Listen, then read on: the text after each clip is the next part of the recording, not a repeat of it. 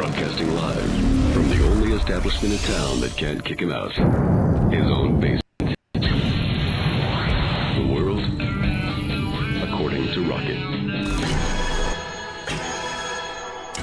Oh, yep. Oh, it's Monday night. And it is the world according to Rockett, and that would be me. Hey, now. How you doing?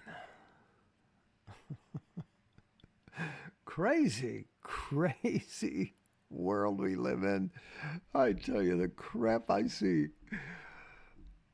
You know, when you spend your life online, like I do, I don't know, maybe y'all do too. But wow, it's a crazy world out there. It's nothing like, hey, Stingray, how you doing, brother? It is nothing like it was when I was growing up. It's crazy out there. It is crazy. We got us a big win on Saturday. I appreciate those of you who are here, who will come, and who will eventually watch this live. 59-3. That's a big win for us. And people say, well, oh, it's not that big a win. I mean, look who it was. I mean, it was, they were terrible. I mean, shut up. Just shut the F up. Here's why it's good. Because it was exactly what was supposed to happen. Unlike a few weeks ago when that turdy team came into town and we scored 30 points on them. That was awful, right? We should have beat that team 60 points, but we didn't, right? But we pretty much did this weekend. And I'll be talking about that. I'm not going to have a real big live tonight. Been a long, crazy day. I'm wore out, but I did not want to show up. I did not want to be a no-show. And I got things to tell you. So the big complaint is, they weren't very good, and this shellacking that we gave poor Connecticut doesn't mean anything.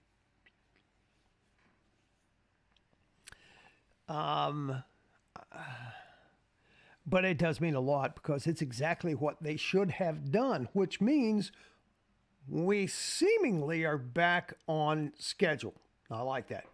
Stingray says it would have been nice to see Nico more than 2 series. You're right. I get that. But here's my take on that. I learned a lot by what happened this weekend. Josh Heupel is really, he has his tit in a ringer because he has probably one of the best quarterbacks that has come out of high school and into the SEC college football ranks. Certainly since Bryce Young, and maybe ever. He may be better than Bryce Young. His high school football coach says he's as good as Bryce Young. And gave a little wink and a nod saying he may be better. He'll win the Heisman too. And we saw what Nico could do Saturday. I tell you. Now, here's my take on what you're saying, Stingray. There's Joe Milton, who's become solid. He's become really, really solid. And there's Nico up here. See, it all makes sense to me now. He can't play him right now. He can't play him because people will be saying, hey, why in the hell you been playing that guy all year? Now, I can say that too. I mean, but he has his reasons. He gets $9 million a year for not. Hey, Arthur Callahan, how you doing, bro? Thank you for being here. He gets $9 million a year to make that call and make that decision. And quite frankly, I have just decided to acquiesce and just say, you know what? Josh Heupel probably knows more about this than I do. So I'm backing up. Back off, Rockett. Back off. So I think that's the reason. There have been a couple of questions along the season, throughout the season, where somebody has asked about Nico's development. And Coach has just, with a straight face, has just said, he's doing good. He's doing really good. He's coming along really well, and he certainly can handle this offense. Really? Oh, my God, man. And I know people are upset about that. I get it. They want to see him. They're so thirsty. But Heupel has to keep the lid on that right now. That can't be a distraction. Because if Nico had played that whole second half and scored another 20 points himself, right? That would have been that would have been tough on Heupel to try to, figure that out, right? So I don't know. Let me jump over here and what do I want to do here? I want to do this first.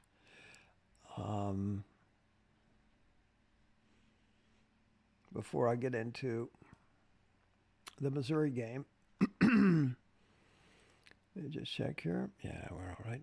Okay, so just running over a breakdown of the box score. Joe was 11 for 14, 254 yards. Go Joe. 18.1 average. When have we seen him have an average of 18.1? 2 touchdowns. Dig this. 98 QBR rating. Right?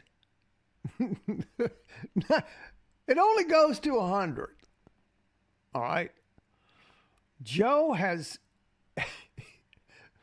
I don't know whether he's gotten better or maybe he was just hurt that whole damn time. Right? I don't know. Slim. Hi, Slim. Goodbye, Joe. You got to go. Me, oh, my, oh. I understand that, but let's look at it in the context of the whole season and what Heupel has had to deal with. And Arthur has a good point that they just didn't want to take any chances with Nico with his health, right? And still, I'm kind of in that camp. I understand that. What my fear for Nico was that he was not going to get the kind of game experience that he needed in order to send him off into next year. But that's not the case. The couple of times we saw him for a series or two during the year, it was literally just to take a snap in a game time situation, hand the ball off, maybe throw a little pass over to the sideline kind of thing. But he was running the frickin' offense on Saturday, right? Here's Nico's numbers. 5 for 9, 86 yards, 9.6 average, 1 touchdown. Guess what his QBR rating was? 97.3. Damn. All right. So Joe had a 98 and Nico had 97.3. It only goes to 100. So I tell you, I'm just as giddy as a high school cheerleader getting ready to go to prom with the star quarterback. I don't know why I say shit like that, but I do. So Joe is improving, and we found out what we have suspected and were hoping, that Nico, that dude can ball, man. That dude can ball. Holy crackers. He's got such a nuance And what is he should still be in study hall, right? Last December, he came in. Literally, he should have been in study hall and out at recess on the playground. And he was the scout quarterback as if he was the Clemson freshman quarterback. Remember that when all that happened? Now I see why. We have not been able to see Nico. You know, and I hear all this crap about, oh, well, there's people that see the practices and he's just not ready. Shut up. I've never seen anybody more ready to play in a football game than Nico Iamaleava. Arthur's saying, I'm already can't wait till next year and dread how long the offseason is. I'm with you, buddy. But hey, I'm looking forward to the Vanderbilt game, right? So, because the second half is Nico's. The second half of the Vanderbilt game is Nico's running the offense. Now, something occurred to me also. People were bitching and moaning about Gaston Moore being in there. Listen, Gaston Moore is going to be the backup quarterback next year. Okay, so it's important that we keep him interested so he doesn't go transfer out somewhere. That dude is good. So, and even Navy Schuler, his QBR was 76, which isn't bad at all. Oh, man. But that's the thing now that I understand about the really delicate balance that Heupel's had to deal with. You know, because they know what they have. The hype about Nico is true. And it really has been holy hell, I would imagine, for Heupel and Halsley to manage all that. And I'm just going to give him some love, and I'm just going to shut the F up from now on. They know what they're doing. They know what they're doing. They know what they're doing with Joe. They know what they're doing with Nico. The reason we had a bad start, Joe was hurt, and Cooper Mays was hurt, right? And so that presented a lot of damn problems. So I'm going to apologize for being a hyper fan and not, I don't care if we win another game this year. I'm just saying, obviously I do, but I'm not just saying that because, I'm on board now. I understand, I have a better understanding of what happened this season with the first of the season. All right? Let's go play Florida again. Hell, for that matter, let's play Alabama again. Although, we'll say they look pretty good against LSU. People asked me what I thought about the Alabama-LSU game, and I said there's no way Alabama was not going to win that game because Nick Saban does not lose revenge games at home. He just does not do it. And the only two games they lost yet last year, which knocked them out of, the big dance, was to Tennessee and LSU. And he beat us both.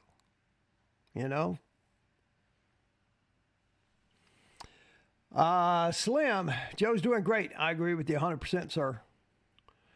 Arthur, I think Joe is nursing an injury, absolutely. That not only affects the way he plays, but the way Heupel calls the plays. Absolutely. Yeah, that's what I said, I think in the last live, that I've just been so hyper and so, what's the word? Not patient. Impatient would be a better word, right? Because there are so many things that are connected. There's so many moving parts that he has to consider, that he has to do. And I'm just blown away at how well he has managed this, because really all we want to know is how we are setting up for next year. And I'm blown away. I'm seeing a Heisman. Maybe not next year, certainly in the 2 years, and I'm seeing a national championship from this team. Am I being over optimistic? You tell me. Tell me right there in the comments. Let's see. That throw Joe had to squirrel was right on target. I have a thing here that's clouding up my vision right there on the chat box. I guess I could move it over a little bit, couldn't I? No, I can't. Damn you. So yeah. So I'm excited. Now, shall we get to the Missouri game? You know, the big boss daddy college football computer. I own it. By the way, the first thing that I need to tell y'all is this. Let me go ahead and grab this guy right here. Let me get over here so I can draw on it. Okay. What color are you going to use, Rockett Man? Oh, let's just use this right here. And we'll get a big old thick thing here. Let's go with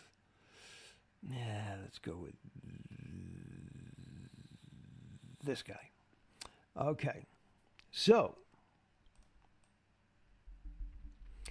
now remember the other day when I did this, and I apologize to y'all because the other day when I was breaking this very thing down, I spent an hour creating this little whiteboard so that you could see it and I could display everything for you properly. And I didn't even have the thing on. Nobody told me that. I didn't have it on. I'm just sitting here, and if you look here and you look there, so I apologize. It was a pilot error on my part, and I have fixed it tonight. Let me just go here and make sure I have. Yep, there it is. All right. So, remember what I told you, that the Big Boss Daddy college football computer picked a score for me, 31-28, Georgia over Missouri. The final score was 30-21. That's pretty accurate in football terms. There's another time or two there they could have scored to make that 30-28, but you know, this is pretty damn accurate. My computer model is really good, I'm telling you. And well, let's save that for a minute. But this is what I did say. The best bet of the day was Missouri plus 16. Did I not say that on this very broadcast? I did. Guess who made $100? That would be me. I made that bet. Yay. Cool. Now, I really wish that that would have happened right there in a different way. But it didn't. So now we move on, and now we have to become bedfellows with this bastard right here.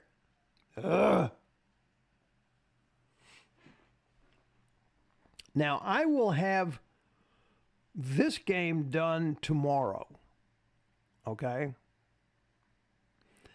And I in the video either tomorrow or Wednesday, depending on how my day develops tomorrow morning. But I will have the numbers on the Ole Miss Georgia game as well as the Tennessee Missouri game. And I will tell you this. Boom. Tennessee, and my computer model, is a 30-27 winner in this game. And I'm really pleased and happy to see that because, frankly, Missouri's schedule, their strength of schedule and their strength of record conversion is a little bit better than Tennessee's. So I was surprised. I knew that going in. I was surprised that Dead on the road. Now, what I don't know is, I haven't looked at it yet, but I will have that all computed by tomorrow. I don't know what the line is. I'm sure you guys, anybody know what the line is?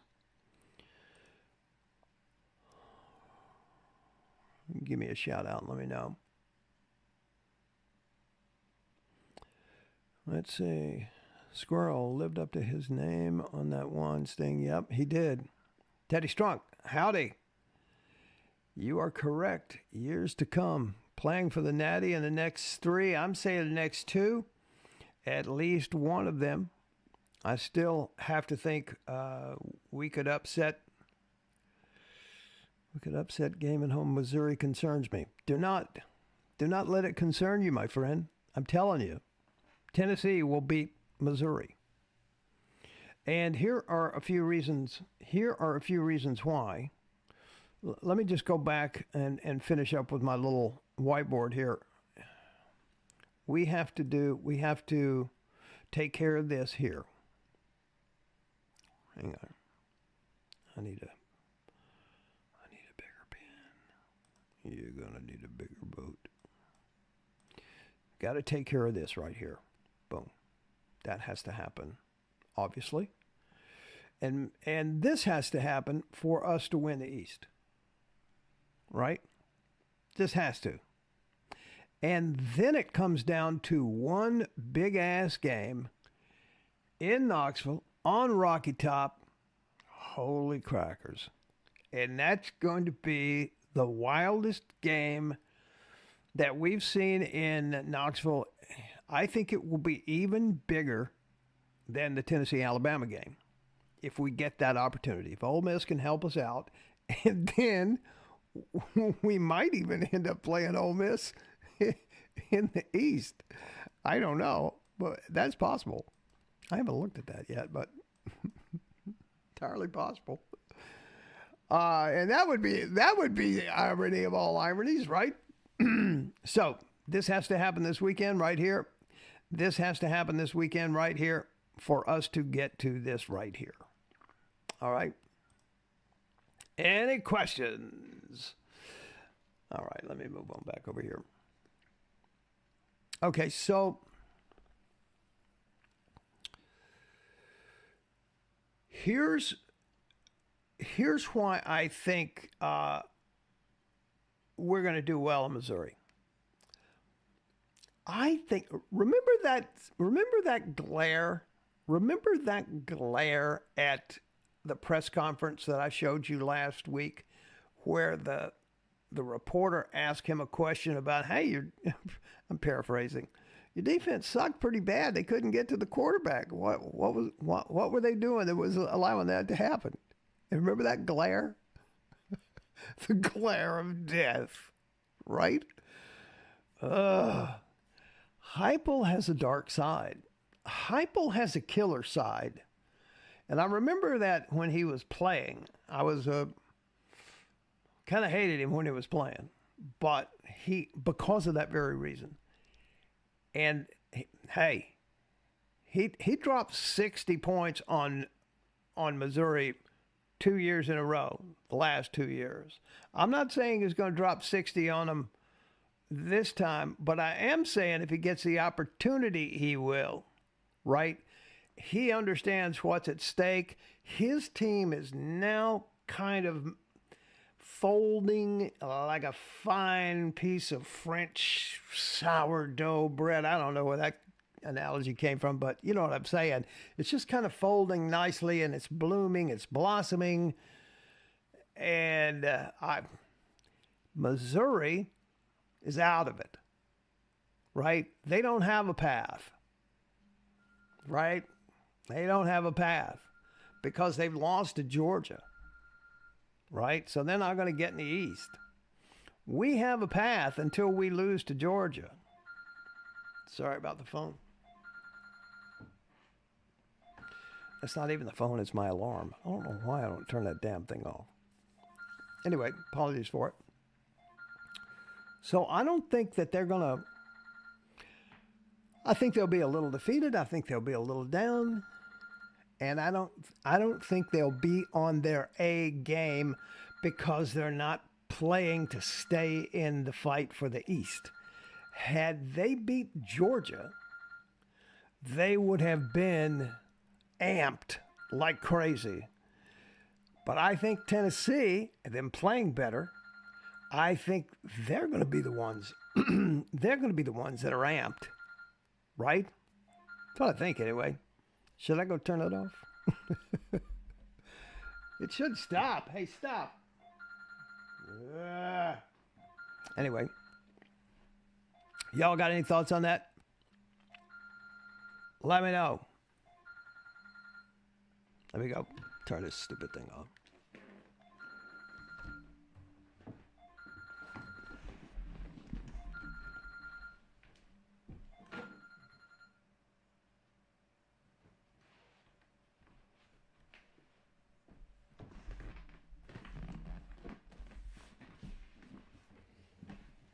Boom.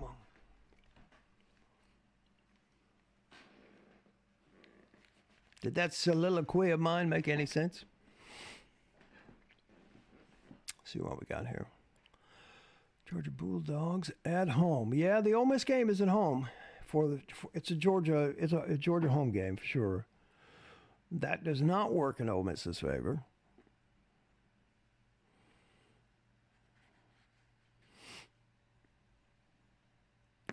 But Ole Miss is fighting to get to that playoff as well. So a win over Georgia is going to be as good for them as it is for us, right?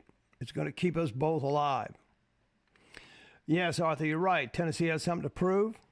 Joe Milton still has something to prove. You're right. See, Joe's still trying to get to the NFL.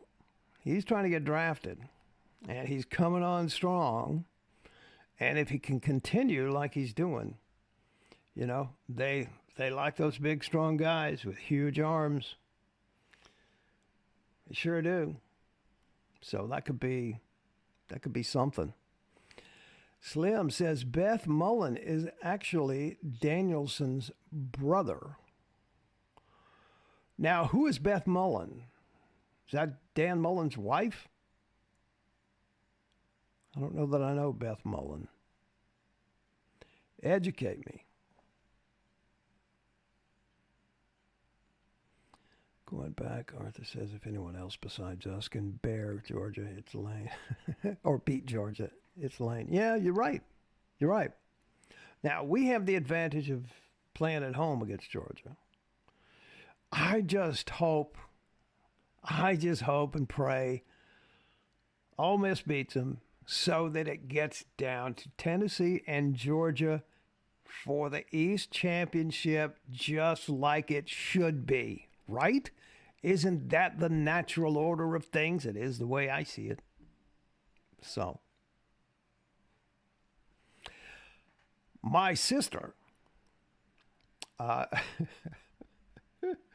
while we were doing the live and watching the game, my sister sent me a text. Bless her heart. She's an Oprah fan. Well, I don't know if she's a fan or not, but you know how Oprah used to, a car for you, a car for you, a car for you. You know, she used to give away shit like that all the time, you know, big expensive stuff. Oh, Beth Mullen, the announcer. Oh, okay. All right. Yeah, I do remember that. She's Danielson's brother? A sister, I mean? Holy crackers. Huh. Okay, so my sister sends me this text the third quarter when shit was going like crazy, right? And she goes, and a touchdown for you, and a touchdown for you, and a touchdown for you. That was pretty good. I thought that was funny. I laughed out loud when I read that because that's kind of what it was. When Lane coached Tennessee, we should have beaten Alabama there. But they didn't call that penalty when the guy who blocked the kick took his helmet off, which would have given us a closer kick. I don't remember that one. Good memory there, Arthur. Anyway, All right, like I said, it's going to be a short one tonight. I just wanted to share those thoughts with you. Tomorrow I'll try. Yeah, no, I'm not going to try. I'm just going to get this video up tomorrow. And I'm going to go through the specifics of the Missouri game, and I'm going to go through the specifics of the Ole Miss game, just so we can see what we're dealing with. And I'm excited about the Missouri game, and I don't know what to expect with the Ole Miss game. All right?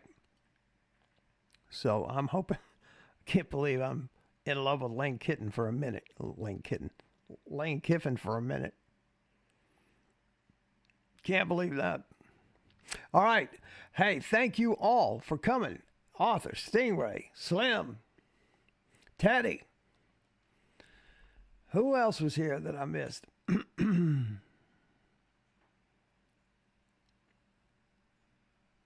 Yes, sir. All right. That's got everybody. Thank you so very much. Appreciate you like crazy. And I will see you tomorrow in the next video. Thank you much. Appreciate you coming. Go Big Go.